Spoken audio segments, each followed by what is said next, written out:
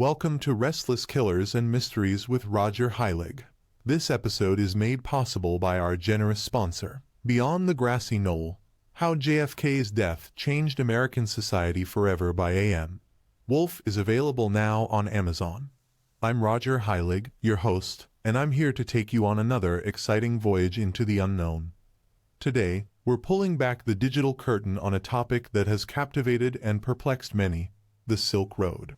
Now, I'm not talking about historical trade routes or Marco Polo travels, though those are also great. I'm referring about the internet illicit market that had the FBI shaking in their boots and computer screens smoking. The Silk Road was not your typical corner store. It was the dark web's equivalent to eBay, but with a lot more, shall we say, exotic assortment. Consider checking in to purchase not only the latest technological goods, but also a kilogram of your favorite illicit narcotic. It's as simple as ordering a pizza, but much more criminal. Sure, it sounds like the premise of a blockbuster film, but it was all too true. And now, we're delving deep, keeping it light, casual, and, of course, beautifully witty to understand how this digital den of iniquity came to prominence before collapsing like a poorly constructed house of cards. So take a seat, maybe a food, and let's solve the enigma of the Silk Road. This is one story you do not want to miss. Onward, my inquisitive comrades. Okay, let's start with the basics. The Silk Road, I'm not referring to the ancient trade route that connected China and the West, which was filled with silk, spices, and peril. No, this Silk Road represented the digital Wild West of the 21st century. Consider an eBay where you could buy more than simply unique collectibles, and your shopping cart could contain everything from recreational drugs to fraudulent documents. Intrigued? You should be. So, what precisely was the Silk Road? In the most basic terms, it was an online black market that operated on the dark web. Now, for those who are confused by the term dark web, let us simplify. The internet you and I commonly use, the one with cat videos and online shopping, is only the top of the iceberg. The dark web is a clandestine part of the internet that is not searchable by normal search engines. It's like a hidden club that required specific software to enter, and this is where the Silk Road thrived. Imagine you're in the murky, shadowy alleys of the internet, where anonymity reigns supreme. Users, using pseudonyms, participated in mostly unlawful transactions. The name itself, Silk Road, conjured up images of a network of clandestine passages and a marketplace concealed from prying eyes. Essentially, it was a network that connected consumers and vendors of unlawful commodities, ranging from every illicit narcotic imaginable to firearms and stolen data. The Silk Road used Tor, a browser known for anonymizing user behavior. It's similar to wearing an invisibility cloak, making it ideal for a market selling illegal items. But let's not romanticize it too much. This anonymity also allowed people to get away with some very shady behavior. Transactions on the Silk Road were made with Bitcoin, the world's first cryptocurrency. Think of it as monopoly money, but for real life, potentially life-changing purchases. Bitcoin was chosen because of its decentralized nature, which allows no central authority to easily trace these transactions. It was like doing business with untraceable currency, but digital and perhaps more mysterious. So, why would somebody create something like this? The Silk Road was not just a nexus for illegal business, but also an ideological experiment. Its inventor, whom we'll discuss further later, envisioned a market devoid of government intervention, where personal liberty ruled supreme. Whether you see it as a utopian marketplace or a digital den of vice, the crowd was drawn to this radical concept. Let us break it down further. Unlike your regular internet shopping binge, when you might buy shoes or gadgets, imagine clicking through hundreds of postings for psychedelics, cannabis, and even more dangerous narcotics. User reviews and ratings fostered a sense of trust. Yes, reviews for drug sellers. There were also vendor bonds to ensure sellers did not defraud buyers. However, it wasn't all drugs. The Silk Road provided phony IDs, hacking instructions, and other services. If it was illegal and you wanted it, it was probably just a few clicks away. This large stock of contraband was beautifully organized, much like on eBay or Amazon. Only here, the stakes were a little higher than having a parcel misdelivered. Given its illegal nature, security was critical. Buyers and merchants on the Silk Road went to extraordinary lengths to safeguard their identity. Encryption was essential, and communication between customers and vendors was typically conducted via a combination of encrypted emails and private chats on the Silk Road website. It was a game of virtual hide-and-seek with real-world implications. But don't get the wrong impression. While the Silk Road may create a picture of shady trades and dark corners, its users weren't all evil. Many were ordinary folks, but with questionable morals, looking for something they couldn't obtain legally. There was an unusual community vibe. The forums were buzzing with talks, both drug-related and otherwise. Even as they discussed topics that would make the average netizen shudder, the participants felt a strange sense of solidarity. The Silk Road, like any other forum, had administrators and moderators to keep it running. They handled disputes, enforced norms, and kept the marketplace running smoothly. They functioned as digital ringmasters in this illegal carnival. Consider the tremendous chutzpah and logistical ingenuity required to operate such a site. It's not unexpected that at its heyday, the Silk Road generated millions of dollars per year. It had expanded into a massive cyber black market, thriving in the internet's shadowy corners. So that's the Silk Road in a nutshell. A lawless online bazaar where anonymity, Bitcoin, and a brazen desire for forbidden fruit transformed a digital dream into a reality. This unprecedented combination of technology, ideology, and commerce drew people back, leaving authorities playing a continuous game of catch-up. And believe me, folks, this rabbit hole gets deeper. So stick around as we learn about how it all began and meet the mysterious guy behind this digital empire. The origins, how it all began. All right, let's go back to the beginning, when the internet was significantly less regulated and one man's goals transformed the landscape of the dark web. Meet Ross Ulbricht, a young guy who is passionate about libertarian principles and envisions a society free of government scrutiny. He adopted the moniker Dread Pirate Roberts, an homage to the figure in The Princess Bride who passes his identity from one person to the next, symbolizing Ross's belief that his marketplace would transcend his personal involvement. Ross was a libertarian at heart, irritated by the government's control over trade and longed for a society in which people could make their own decisions. He envisioned a free market in which people might exchange anything without interference.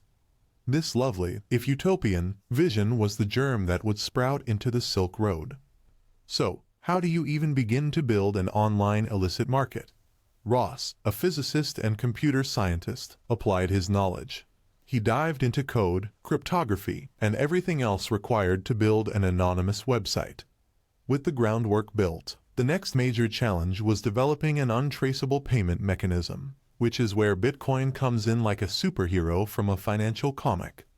Bitcoin, the then nascent cryptocurrency, was ideal for Ross' goals.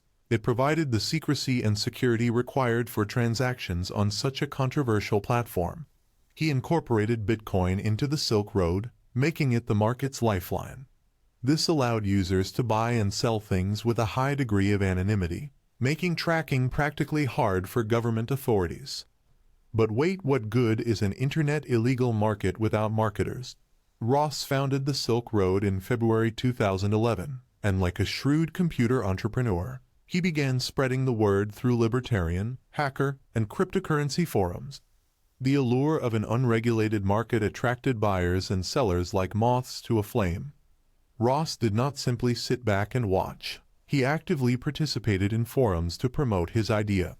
Using the nickname Dread Pirate Roberts, he became a mythological character, a digital Robin Hood, arguing for individual liberties in an era ruled by surveillance. However, as one might anticipate, his obscurity heightened the appeal and mystique of the Silk Road. People began to flock to this odd bazaar, providing anything from marijuana to heavier drugs, counterfeit products, and even supposedly hiring hitmen, though the latter claim is still controversial and debated. The site swiftly grew in both users and transactions, grabbing the attention of anyone wishing to get into the world of illegal trading. The interface looked eerily similar to eBay's, a simple, user-friendly design that concealed the dark, complicated layers of coding and encryption beneath. Vendors set up shop, including product descriptions, customer feedback, and vendor ratings. Yes, you read that right. Customer reviews on illegal narcotics, like if you were looking for a new blender on Amazon. Ross, aka Dread Pirate Roberts, was diligent. He created the Silk Road with multiple layers of encryption and obfuscation to protect both the site and its users. Tor, the notorious browser used to access the dark web, was a critical component, adding an extra degree of anonymity by routing communications through a network of relays maintained by volunteers across the world. The obstacles developed in proportion to the number of buyers and vendors. Ross had to maintain the site's security, resolve disputes, and even deactivate fraudulent vendors' accounts. He hired a small team of trustworthy individuals, but Ross remained the puppet master, manipulating activities with the finesse of a seasoned maestro. But despite its apparent success, fractures began to develop. Keeping an enterprise of this size hidden was a huge challenge. Eventually, law enforcement agencies from all around the world began to monitor the site.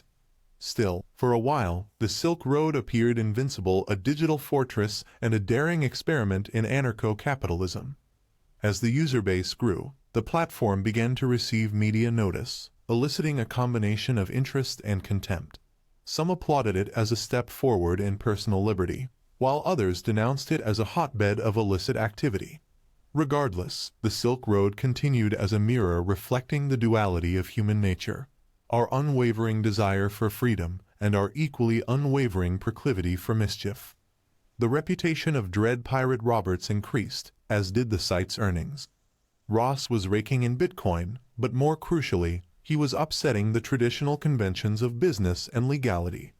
His vision had materialized a complicated, vast economy that existed in the shadows yet left a long, disruptive shadow over the Internet itself. In the spirit of true innovation, the Silk Road continued to evolve. Vendors began to offer more specialized items, market niches emerged, and user interactions evolved. The platform was not only surviving, but growing in ways Ross had not anticipated. However, as with everything that rises so dramatically, the higher you go, the more dangerous the fall. There we have it, the beginnings of an online marketplace that defied norms and courted danger, managed by a man who combined creativity and daring on the dark web. This was only the beginning of the Silk Road, a story replete with intrigue, risk, and a complicated interplay of ethics and illegality. So, hold on tight as we journey through the twists and turns of this thrilling adventure. From Ross Ulbricht's humble beginnings and idealistic drives to the ambitious heights of his dark web rule, stay tuned for more as we continue to unravel the Silk Road story. The Silk Road resembled a virtual bazaar, but with a darker edge. Imagine a crowded bazaar where instead of spices and silks, sellers sold everything from psychedelics to phony passports. To really comprehend how the Silk Road worked, let's start with the fundamentals: the dark web, Bitcoin, and a high level of anonymity. First and foremost, the Silk Road was not your typical website that could be found through a fast Google search. No, siree. It existed on the dark web, a portion of the internet that could only be accessed with specialized software such as the Tor browser. Tor, or the onion router, encrypts your connection in layers, much like an onion, thus the name, making it nearly impossible to trace. This let users to browse the internet, buy, sell, and talk without leaving any digital footprints. So, how does one purchase a small baggie of their favorite illicit substance? Enter Bitcoin. Imagine Bitcoin as digital gold. It is a decentralized cryptocurrency that is not governed by any central authority, making it ideal for anonymous transactions. Users could purchase Bitcoin on numerous exchanges and then use it to make purchases on the Silk Road.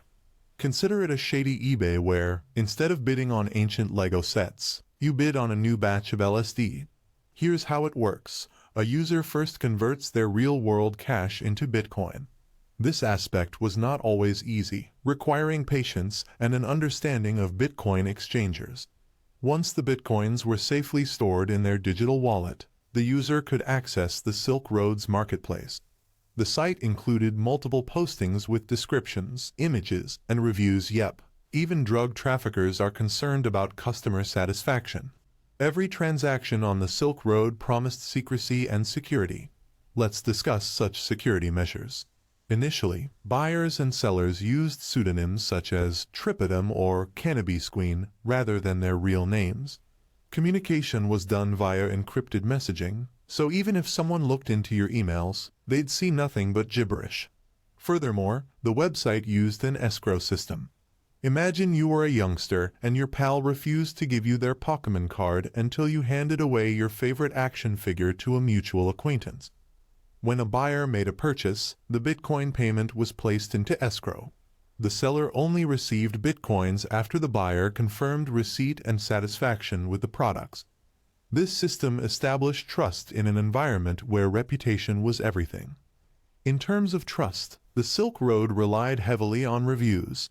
Users were able to make more educated decisions because to detailed comments on product quality, shipment times, and seller reliability.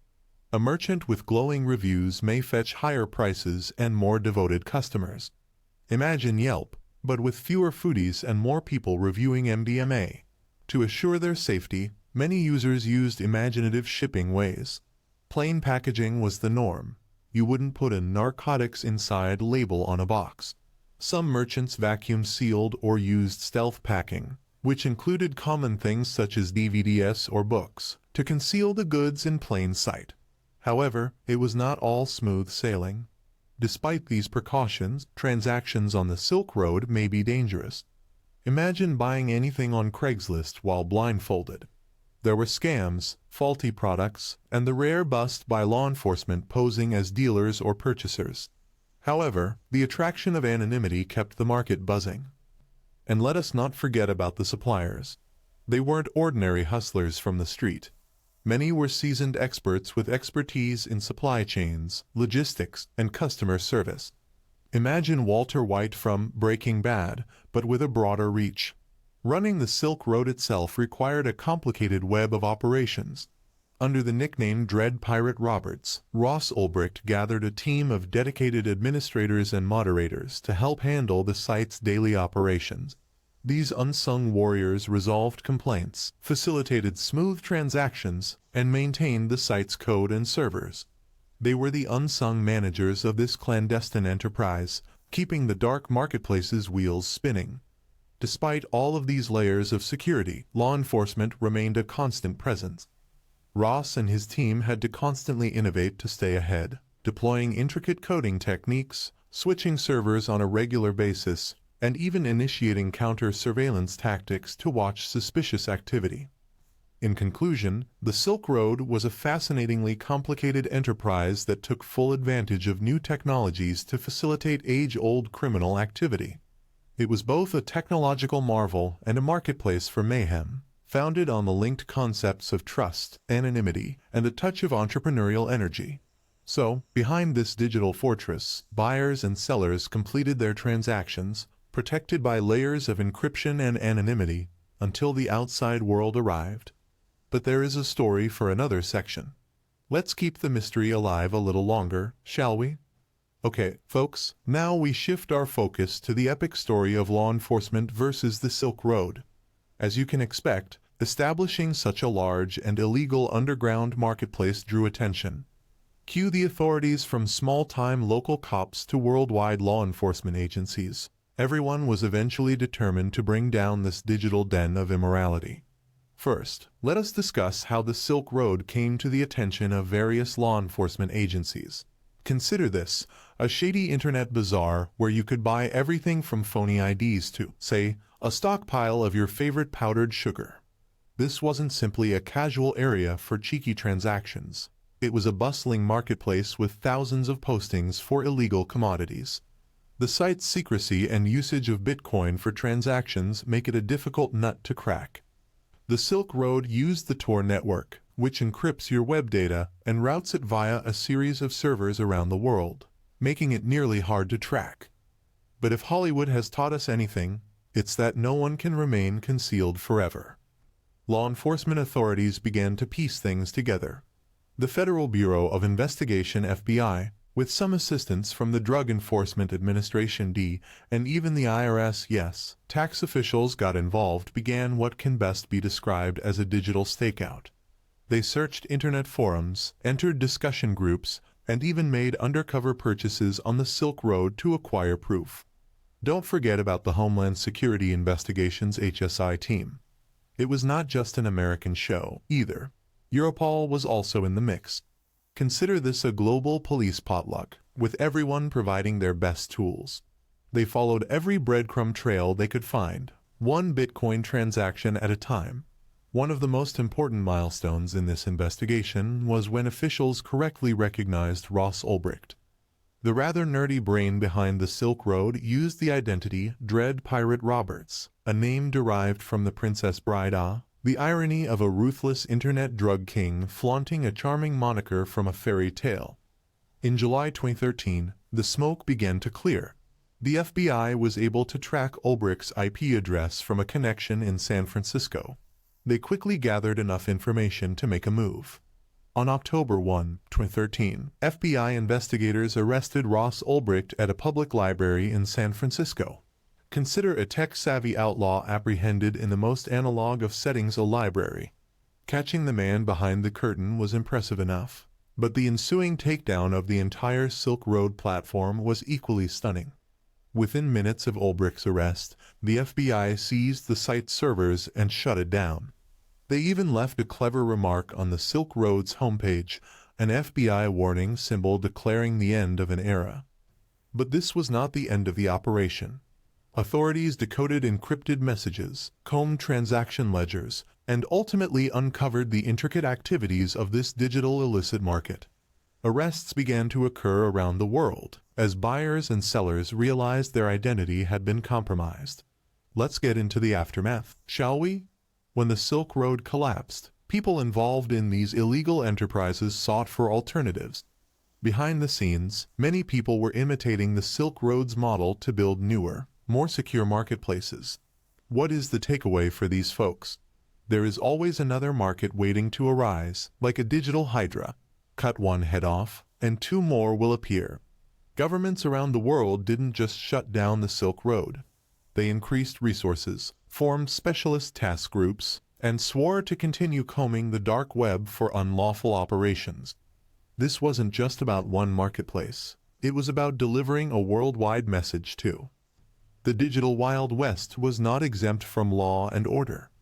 The demise of the Silk Road triggered a tidal wave of measures from both law enforcement and individuals operating in the Internet's underbelly. It triggered questions about Internet privacy, the role of cryptocurrencies in unlawful activity, and even the ethics of government takedowns. So there you have it, guys. The Silk Road's ultimate demise was the result of a vast orchestration of international law enforcement playing the world's most intricate game of whack-a-mole. Stay tuned as we uncover the riveting court case and punishment that sealed Ross Ulbricht's doom. From there, law officials began compiling a digital dossier on Ulbricht. Social media profiles, online messaging, and even comments on coding forums started to form a cohesive image. In the typical tactic of following the money, they discovered transactions that perfectly matched the Silk Road's Bitcoin trades. As the FBI's net tightened on Ross Ulbricht, they used more advanced approaches, such as undercover officers acting as buyers and vendors on the platform. They won the trust of certain key members in the group, obtaining critical information that would later be used against Ulbricht. Simultaneously, foreign collaborators such as Interpol, Homeland Security, and Europol supplied vital resources and help. Then came the big moment, the sting operation in a San Francisco public library. It felt like something out of a movie. Picture Ross Ulbricht sitting with his laptop, blissfully ignorant of the trap coming in around him. Agents devised a scheme that required precise timing to ensure Ulbricht's computer stayed unlocked so they could collect evidence without encountering annoying encryptions. One agent feigned that a couple nearby was having a terrible split, providing enough of a distraction for another agent to steal Ulbricht's laptop. Boom! The digital fortress was breached, exposing the treasure trove of incriminating data. Inside Ulbricht's computer, investigators discovered the keys to the kingdom. transaction records, correspondence logs, and the ultimate smoking gun, a notebook detailing the rise and management of the Silk Road. Oh, and don't forget the hit list discovered on his computer, which details murder-for-hire plots to maintain his anonymity and authority. As the evidence accumulated, the FBI meticulously built their case. It was a modern crime fiction featuring hackers, undercover stings, and in-depth forensic investigation. Ross Ulbricht was accused with numerous offenses, including money laundering, conspiracy to commit computer hacking, and conspiracy to smuggle drugs. The courtroom drama peaked in 2015, when Ulbricht was found guilty on all counts and sentenced to life without parole. With their boss apprehended, the Silk Road collapsed. However, the demise of the Silk Road does not mean the end of dark web marketplaces. New ones emerged, learning from the mistakes of their predecessors but also posing new questions. The narrative of the Silk Road brought issues of privacy, internet freedom, and the dark underbelly of the web to the forefront, igniting arguments that continue today. So, what do we take away from this amazing cat and mouse game? The pursuit of justice in the digital era is difficult, necessitating a combination of traditional and cutting-edge approaches. And, no matter where you hide, the long arm of the law with a little cyber savvy can apprehend even the most elusive of digital criminals. Stay tuned as we delve into the dramatic fall of the Silk Road and its long-term impact on the world. Trust me when I say the story gets much weirder. Despite Ross Ulbricht's meticulous preparation and the anonymity given by the dark web, Dread Pirate Roberts' reign was always precarious. Ulbricht's arrest in October 2013 signaled the impending collapse of his digital enterprise. But how did this mastermind, lurking behind his computer screen, eventually be caught? Let's take a look at the intriguing circumstances that lead to his catastrophic downfall. First, let's set the scene. By the summer of 2013, the Silk Road had expanded into a thriving marketplace. With thousands of listings for illegal narcotics, counterfeit currency, and other unlawful commodities, it drew the attention of both users and law enforcement authorities around the world. The FBI, the IRS, and even Homeland Security were all on the case, determined to apprehend the phantom kingpin. Ulbricht's error occurred not in the dark, twisted corridors of the dark web, but on plain old Google. The investigators discovered an internet forum post from early 2011, where a member named Altoid Ulbricht's old handle advertised the Silk Road. Investigators traced Altoid's posts and discovered an email address, rossulbricht@gmail.com. That is strike one. The FBI's discovery of the Silk Road servers, however, proved to be the game changer. I won't bore you with the technical details, but here's the gist. By monitoring so-called leaks in traffic, FBI agents were able to pinpoint an Icelandic data center that housed one of the Silk Road servers. With this wealth of information, they now possessed more than simply a username. They possessed logs, transactions, and the real-time proof required to determine Dread Pirate Roberts' identity. Let's move on to the spectacular cloak and dagger scene at the San Francisco Public Library. On October 1, 2013, Ulbricht visited the Glen Park Library. Little did he know, the FBI had skillfully planned a sting operation, replete with undercover officers seated right behind him. The objective was to capture him signed into the Silk Road's back end, which would undoubtedly connect him to the website. As Ulbricht's fingers sped across his keyboard, an undercover female agent created a distraction. Another agent quickly took his laptop, showing a screen full of Silk Road's administrative controls. Boom.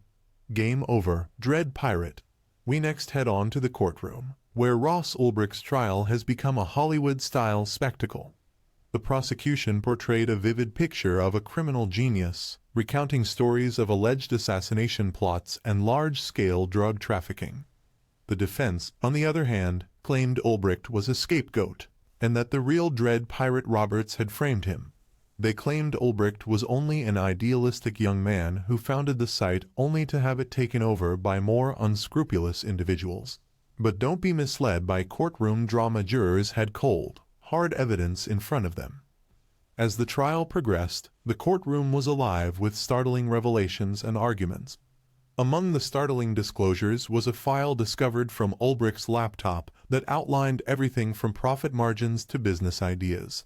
And, perhaps most damningly, Ulbricht's personal notebook tracked the evolution of the Silk Road, from its creation until his eventual arrest.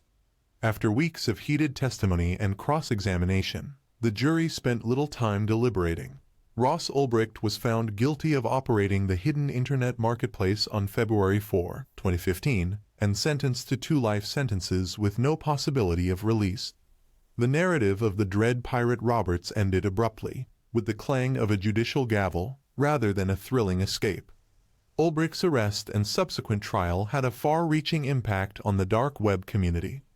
Other markets rushed to implement more secure operations, always adapting to keep one step ahead of government enforcement.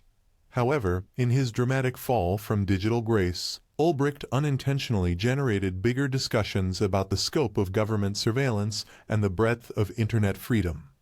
So there you have it, the rise and fall of one of the most renowned personalities to have navigated the dark underbelly of the internet. In the end, not even the dark web's alleged impenetrability could protect Ross Ulbricht from the long arm of the law. Let's look at the aftermath and legacy of the Silk Road. It's remarkable how the failure of a single online marketplace had far-reaching ramifications that still influence our digital world today. The Silk Road may no longer exist, but its legacy lives on. For starters, it significantly altered people's perceptions about buying and selling online, particularly with regard to illegal commodities. Before the Silk Road, the concept of a bustling, anonymous marketplace where you could buy almost anything without leaving your living room seemed like something out of a science fiction novel. That vision became a startling reality because, to Ross Ulbricht's brilliant mind, one of the most significant ways the Silk Road left its imprint was through Bitcoin. Prior to the advent of this infamous marketplace, Bitcoin was a relatively unknown digital money, recognized largely by tech nerds and cryptocurrency aficionados. However, the Silk Road introduced Bitcoin to the mainstream, demonstrating its potential for allowing anonymous transactions. Suddenly, everyone was talking about Bitcoin not just as a currency, but also as a revolutionary technology capable of disrupting existing financial structures. And, to be honest, it doesn't get much more fascinating than contemplating a world without banks. Finally, there's the Black Web. The Silk Road not only popularized Bitcoin, but also highlighted the presence and possibilities of the underground web. While the internet we all know and love is just the tip of the iceberg, the dark web is vast, largely unexplored terrain beneath the surface. The Silk Road brought the average person to this dark corner of the internet, sending their imaginations wild with possibilities and, of course, perils. Now let's look into some additional modern dark web marketplaces. The Silk Road may have been demolished, but its blueprint for an online illegal market survived. In fact, it created a flood of imitation sites eager to fill the hole left behind. These new marketplaces, such as Alphabet and Hansa, continued where the Silk Road left off, adopting and frequently improving on its paradigm. The cat-and-mouse game between law enforcement and these dark web marketplaces continues to this day, beginning with the Silk Road. Then there's the ongoing argument over internet freedom and government spying. The Silk Road brought these issues to the forefront, triggering heated debates about privacy, freedom, and how far governments should be able to monitor online activity. On the one hand, there's the case for internet freedom, which holds that the internet should be a haven for free expression and innovation, free of government meddling. On the other hand, there is a justification for surveillance and control, particularly in terms of stopping unlawful activity and protecting citizens. The Silk Road compelled society to confront these different ideas and determine where to draw the line. But wait, there's more. The narrative of the Silk Road has even permeated popular culture, spawning novels, documentaries, and even films. It's a story about ambition, invention, and final failure, set against the backdrop of the ever-changing digital environment. Ross Ulbricht's narrative has become a cautionary tale, a modern-day parable about the dangers and rewards of testing the limits of technology and the law. Finally, the Silk Road left a mixed legacy. It's a narrative about misguided innovation, the murky undercurrents of online freedom, and the ongoing struggle between privacy and surveillance. Love it or hate it, the Silk Road made an indelible impression on the world, and we are still experiencing the ramifications today. So, the next time you hear about a new dark web crackdown or an increase in Bitcoin's value, know that much of it can be linked back to the Silk Road. It was more than simply an online illegal market. It was a wake-up call that transformed the internet forever. And although the discussions continue, one thing is certain: the saga of the Silk Road is far from done. Thank you for tuning in to Restless Killers and Mysteries with Roger Heilig. I hope you enjoyed our deep dive into the Silk Road as much as I did. The story of Ross Ulbricht's digital Wild West, from its genesis to its final fall under the weight of government enforcement, continues to captivate and excite. Before we conclude, I'd want to remind you of our fantastic sponsor for today's episode, AMS Beyond the Grassy Knoll: How JFK's Death Changed American Society Forever. Wolf. If you haven't read it yet, it's available on Amazon. Trust me, it's a compelling investigation of one of the most terrible events in American history, and it's rich with revelations that will change your perspective on the JFK assassination. If today's voyage across the dark web piqued your curiosity, click the subscribe button. Every week, we offer you new thrilling mysteries and true crime stories that will keep you on the edge of your seat. Unsolved cases, infamous villains, and enigmatic historical occurrences are all topics that will pique your interest. On that topic, I'd want to hear your feedback on today's episode. What surprised you most about the Silk Road? Do you believe such a marketplace will ever exist again? Send me an email or leave a comment on our social media pages. Your feedback means a lot to me and helps shape future episodes. And if you want a little more mystery in your life, make sure to check the show's website. There are blog entries, supplemental reading materials, and even some behind-the-scenes content that was not included in the podcast. Who knows, you might find some hidden jewels that will satisfy your voracious curiosity. Finally, a big thank you to all of our listeners. Your support, comments, and likes are what keep this podcast running, and I couldn't do it without you. If you enjoyed what you heard today, please write a review. It encourages others to discover the show and join our community of mystery enthusiasts. Okay, folks, that's it for today. Be sure to tune in next time as we delve into another captivating story. We have some incredible stories planned up that you will not want to miss. Until then, stay curious, safe, and never stop wondering. This is Roger Heilig signing out from Restless Killers and Mysteries. See you next time.